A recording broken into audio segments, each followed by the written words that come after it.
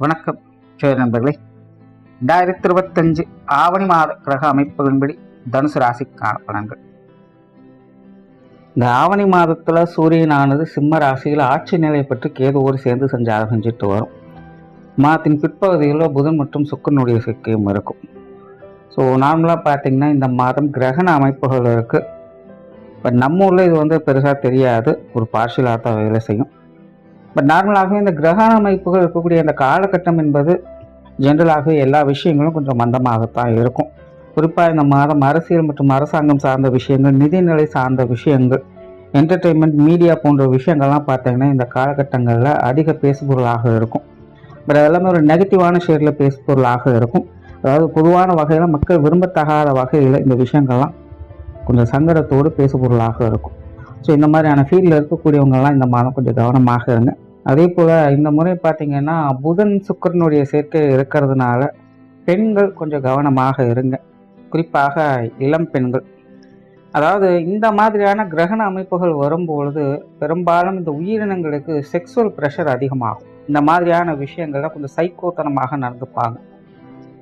இதெல்லாம் ஆணுக்கும் பொருந்தும், பெண்ணுக்கும் பொருந்தும். அதனால இந்த மாதிரியான காலகட்டங்களில் மெயினாக அந்த கணவன் மனைவி உறவுகளுக்குள்ள கருத்து வேறுபாடுகள் ஏற்படுறது, அகாத உறவுகள், சகவாசங்கள் போன்ற விஷயங்களில் சங்கடங்கள் ஏற்படுறது, இந்த மாதிரியான சங்கடங்கள் அதிகம் ஏற்படும். அதிலும் இன்னைக்கு இருக்கக்கூடிய காலகட்டங்களில் நாட்டு நடப்பின் அடிப்படையில் பார்க்கும்போது பெண்கள் இந்த மாதிரியான விஷயங்களில் கொஞ்சம் கூடுதல் கவனத்தோடு இருக்க வேண்டியதாக தான் இருக்குது. ஸோ இந்த மாதம் நியூஸ்லேயே பார்த்தீங்கன்னா பெண்கள் அப்படி பாதிக்கப்பட்டாங்க, இப்படி பாதிக்கப்பட்டாங்கன்னு நிறைய நியூஸ் வரும். இது ஆவணி மாதம் ஃபுல்லாகவே வேலை செய்யுது.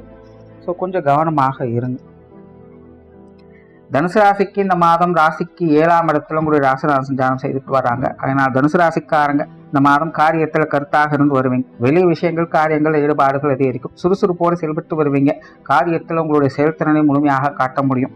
ஆன்மீக விஷயங்கள், காரியங்கள், ஈடுபாடுகள் அதிகரிக்கும்.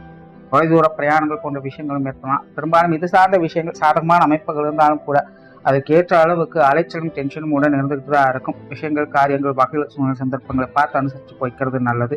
பொருளாதாரம் சார்ந்த விஷயங்கள் இந்த மாதம் கொஞ்சம் சங்கடத்தை கொடுக்கும். என்னால் வீண் விரயங்கள், செலவுகள் போன்ற விஷயங்களை கொஞ்சம் கவனம் எடுத்துக்கங்க. 10 ரூபா சம்பாதிச்சாலும் 12 ரூபாய்க்கு செலவுகள் ரெடியாக தான் இருந்துகிட்டு இருக்கும். அதனால பொருளாதார விஷயங்கள், கொடுக்க வாங்க விஷயங்களை தனுசு ராசிக்காரன் கொஞ்சம் கவனமாக இருங்க. குறிப்பாக இந்த கடன் சம்பந்தப்பட்ட விஷயங்கள் முடிஞ்ச அளவுக்கு இந்த மாதம் கொஞ்சம் தவிர்த்துக்கிறது நல்லது. அதே போல் உடல்நலம் சார்ந்த விஷயங்கள் கொஞ்சம் கவனம் எடுத்துக்கங்க. சின்ன உடல் அலைச்சல், சுருள் போன்ற விஷயங்கள் தவிர்க்க முடியாததாக இருக்கும். அதே போல் குடும்பத்தில் பெற்றோர்கள் சம்பந்தப்பட்ட விஷயங்கள் ஒரு சில சங்கடங்கள் ஏற்படலாம்.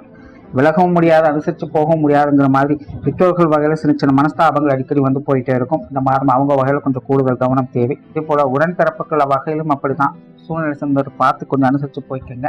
கணவன் மனைவி உறவுகள், குழந்தைகள் சார்ந்த விஷயங்கள் சாதகமாக இருக்கும். அவங்க வகையில் ஒரு சுமூகமான மாற்றங்களையும் எதிர்பார்ப்புகள் பூர்த்தி அடைவதும் பார்க்க முடியும். திருமண அமைப்புகள், புத்திரவாக்கிய அமைப்புகள் சாதகமாகவே இருக்கு. காதல் சம்பந்தப்பட்ட விஷயங்கள் திருப்திகரமாக இருக்கும். தொழில், வேலை, உத்தியோகம் சார்ந்த விஷயங்கள் சின்ன சின்ன அலைச்சல்கள் இருந்தாலும் சாதகமான அமைப்புகளை பார்த்து வருவீங்க. ஆகவே தனுசு ராசிக்காரங்களுக்கு வேலை சார்ந்த விஷயங்களில் சின்ன சின்ன தடை தாமதங்கள் இருக்கத்தான் செய்யும். இருந்தாலும் ஸ்திரமாக இருந்து உங்களுடைய காரியங்களில் வெற்றிகளை பார்த்து வருவீங்க.